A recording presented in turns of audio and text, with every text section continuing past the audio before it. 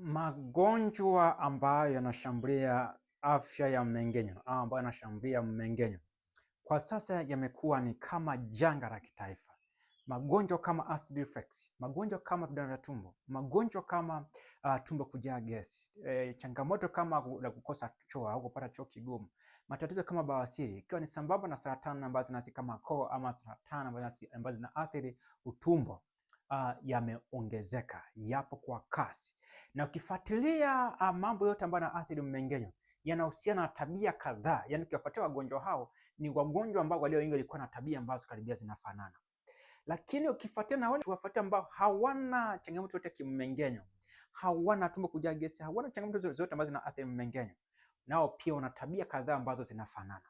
Katika video ya leo naangazia tabia kuu 9 ambazo zinahusiana na afya njema ya mmeng'enyo au zinapelekea kuwa na afya bora ya mmeng'enyo. Kwa maana kwa kupitia tabia hizi ndo ambazo huwa zinalinda mmeng'enyo wako siweze kushambuliwa na magonjwa. Kwa yeyote ambaye anataka kupata elimu hii ya afya juu ya afya ya mmeng'enyo, twende sambamba. Katika mada hii uko nami Emmanuel Mpalie, nutrition specialist.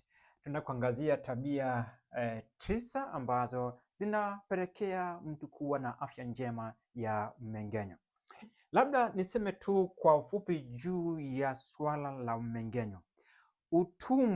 Utumbo ambao ndio mmeng'enyo mzima ambao unaanzia mdomoni kushuka mpaka kwenye eneo la kutolea haja kubwa. Ni kufahamisha kitu kimoja. Mwanzilishi wa matibabu haya kisasa Hippocrates aliwahi kusema kwamba magonjwa yote yanaanzia kwenye mmeng'enyo. Kwa sababu hatukiangalia wagonjwa wenye shida ya pressure au sukari au utakuta mtu mwenye shida ya figo au mafuta kwenye ini, yani wagonjwa wengi magonjwa haya sugu walio wengi ukiwafuatilia wana shida kwenye mmeng'enyo. Ukimkuta hana acid reflux utamkuta na vidonda vya tumbo. Ukimkuta vidonda vya tumbo hana utamkuta ana tatizo la ukosefu wa choo.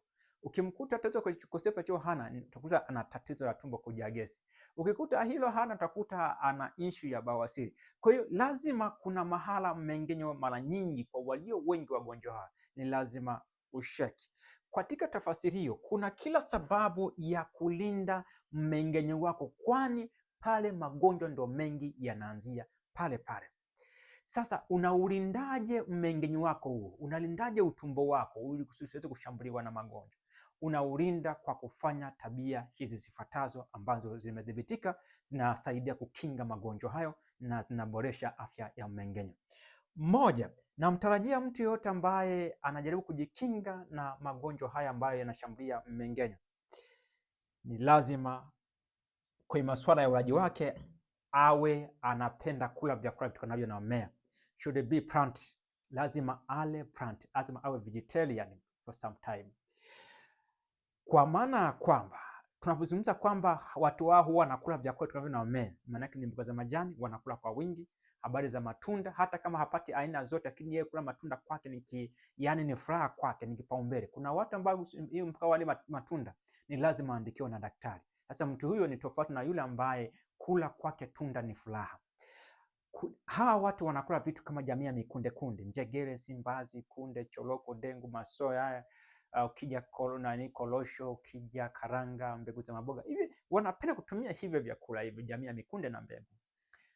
Kingine ni kwamba wanapenda kutumia nafaka ambazo hazijakobolewa. Yaani wao kwa kila dola wanafurahi. Si wale waumini ambao wanapenda kula vitu kama sembe wala vitu si kama mandazi. Kwa hiyo wanakula nafaka ambazo hazijakobolewa. Ukimkuta mtu anakula makanda yake na anakula makanda ya mahindi ambayo hayajakobolewa. Inaweza kuwa ni makanda ya mahindi mabichi ama ni makanda ya mahindi ambayo ni makavu. Wanakula mtama. Wale watu ambao kwao wanalima sana ngano wanapenda kutumia ngano ya mikate ambayo haijakobolewa. Kwa hiyo ni wanakula hivyo. Pia ni wapenzi wa kula vitu kama viazi mviringo, viazi vitamu, mihogo, magimbi na ndizi hizi za kupika. Ni walaji wa vyakula hivyo, mmea kwa wingi sana. Hawa watu ambao wana afya njema mmeng'enyo. Hii ni tabia ya kwanza ambayo wanafanya na wewe unatakiwa uifanye ili kuweza kulinda mmeng'enyo wako kama hujakamatika. Lakini hata kama umeshakamatika bado vyakula hivi vinafanya kazi ya kutibu. Hii ni tabia ya kwanza.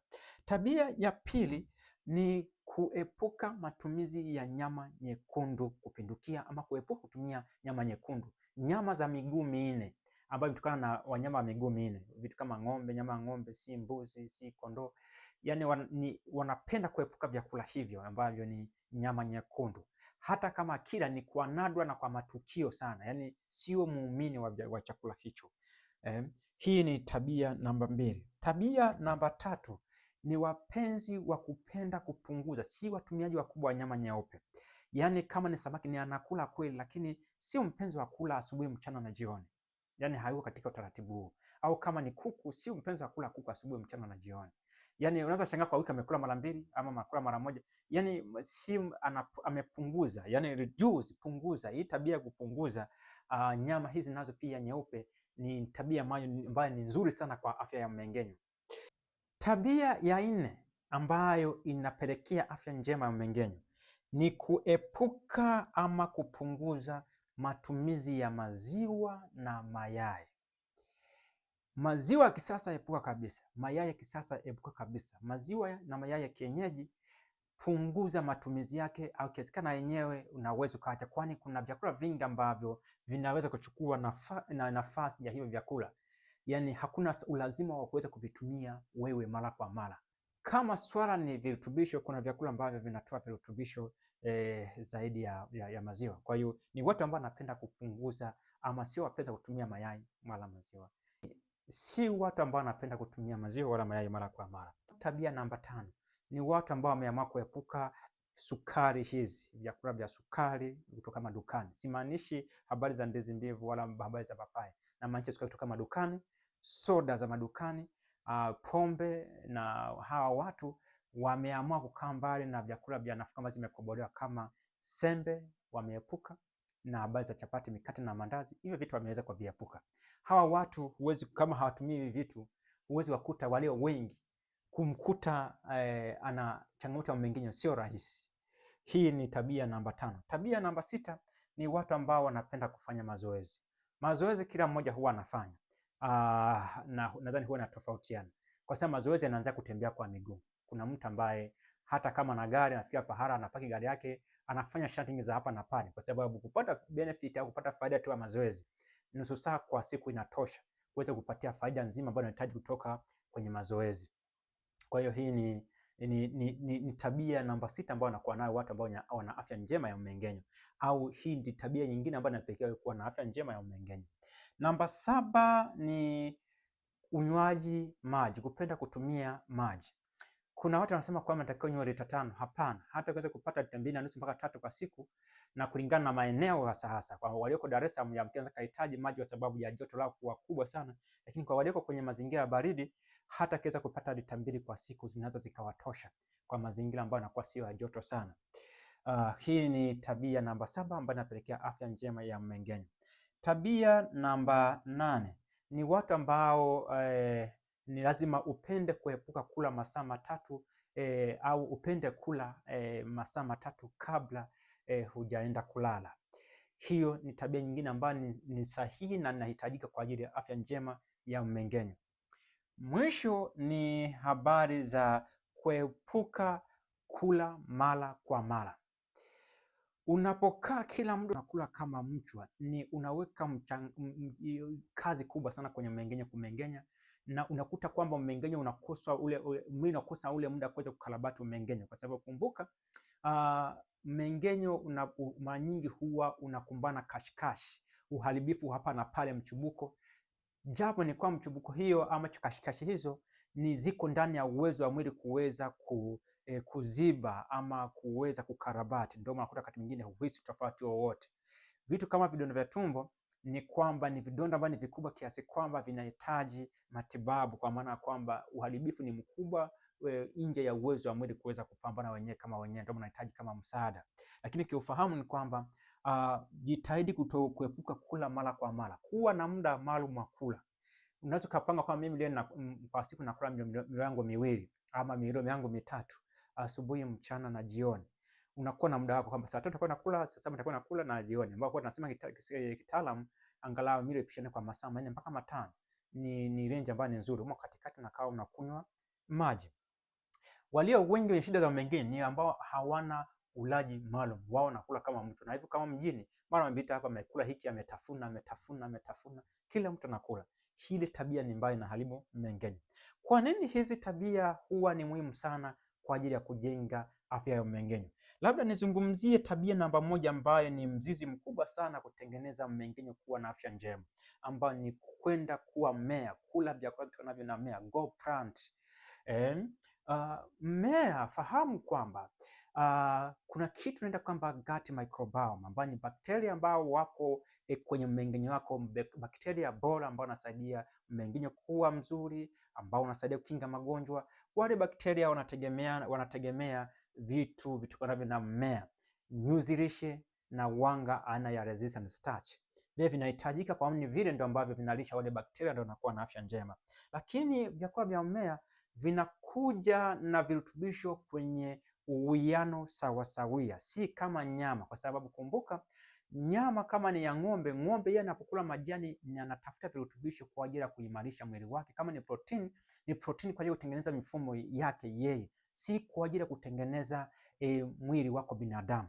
Kwa maana ya kwamba kama utahitaji protein ambayo inafanana na wewe, ni eza uweze kula binadamu mwenzio, kitu ambacho ni kigumu sana na ndio maana tunatafuta mbadala.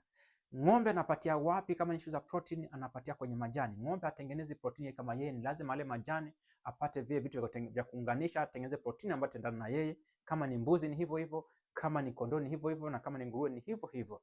Kwa katika tafasiri hiyo, kwenye mmea ni kwamba virutubisho vinakuja kwenye kiwango ambacho ni sawasawia. Kwa hiyo na vyote huwa vinaleta faida kubwa sana kwenye swala la mmeng'enyo. Wakati huo fahamu tu kwamba kwenye mmea kuna vitu kama phytochemicals, kemikali zenye nguvu tiba ambazo zinakuja kuzuia mioto ambayo inatokea kwenye utumbo, ambayo inaweza kusababisha uharibifu wa mmeng'enyo na sehemu mbalimbali za mwili. Kwa kemikali zinapata kwenye mmea tu na si kwenye vyakula vingine. In short, fahamu kwamba vyakula vitakavyo na mmea vinakuja na faida nyingi kuliko vyakula vingine vyote tunavyovijua wewe. Ndio maana kwa mtu ambaye kulinda mmeng'enyo wake, hatua yake ya kwanza ni kwenda kula mmea, go plant, kwa asilimia kubwa. Sasa swali unaweza kujiuliza, tule mmea tu peke yake? Na ndio maana nasema kwa kuna kupunguza. Ukifikia pahala ambapo kwa siku nzima unaweza ukala asilimia 90 hadi 95 ya ulaji wako ikawa ni vyakula vinavyo na mmea, halafu hii asilimia 5 ikawa ni vyakula vinavyo na wanyama, bado hapo unakuwa umewini. Na ulaji huu ni ulaji ambao unaelezea kwa nini watu wa vijijini hawashambuliwi sana na matatizo ya mmeng'enyo, kwa sababu wengi vijijini wanakula vyakula wanavyovizalisha kama mihogo, magimbi, yani wanakula vyakula ambavyo wametoa shambani kwao: viazi, mihogo, magimbi, ndizi, jamii ya mikunde, maharage, mbaazi, njegere, kunde, choroko, kalanga, korosho. Ukija habari za mbegu za maboga, nafaka kama mahindi, mtama, ulezi, mboga za majani, matunda. Hivyo ndio ambavyo kwa asilimia kubwa wanakula, kwa sababu walio wengi hawana uchumi wa kula nyama mara kwa mara wala kuku mara kwa mara. Kwa hiyo wanajikuta kwamba asilimia yao kubwa wanakula vyakula vitokanavyo na mmea ambavyo vinawasaidia wao kuwakinga na mashambulizi yote ama magonjwa yote ambayo yangeweza kushambulia mmeng'enyo. Huu ni ulaji ambao hata kisayansi umedhibitika kwamba ndo ambao ni bora. Kwa sisi ambao tunaishi mjini tumekuja vice versa. Kuna mtu tangu asubuhi, mchana na jioni ni mwendo wa nyama tu na wanga mbaya kama chapati, mikate na mandazi na masoda, ndio anashushia. You are killing yourself. Unajiua mwenyewe, unaua mmeng'enyo, na hakika magonjwa ambayo yanashambulia mfumo wa mmeng'enyo wewe hayakuachi. Lakini kupitia hizi tabia kuu 9 zinatosha kukukinga dhidi ya magonjwa ambayo yote yanaathiri mmeng'enyo wa binadamu. Basi nilihitaji kufahamisha hayo tu. Ni kushukuru kwa kutazama video hii mwanzo mpaka mwisho. Ulikuwa nami Emmanuel Mpalie, ambaye kitaalamu nutrition specialist. Nikutakia wakati mwema, kwa heri.